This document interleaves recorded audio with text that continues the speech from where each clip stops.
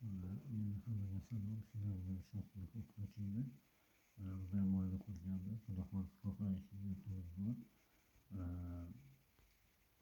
Ular ko'paygandan keyin bola chaqalarimizni evereslik voqealar degan gaplarimizni kalkulyatorlar bilan boshqacha aylanmasa evereslik voqealar faqat pul mablag' boshqacha o'quv qurollari bilan bola chaqalarimizni masalan 5 ta 10 ta kundalik daftarlar qilib olmasdan masalan bitta 2 yoki 3 ta bo'lgan kundalik kitobni daftarni qilib qo'yib o'rgatadigan bo'lsak albatta bola chaqalarimiz nusxasi boshqasi o'zimizga o'xshagan yuqori darajada o'zimizni yoshiga to'polon qiladigan yaxshi kelajagiga o'g'il qizlar bo'lib yetishib chiqishadi. Shuning uchun yaxshi o'g'il qiz bo'lishi uchun to'g'ri xudodan ham niyat qilamiz, boshqadan ham niyat qilamiz. Faqat niyatimizga amal qilmasa qolganiga ham gaplarimizga ham javob berishimiz uchun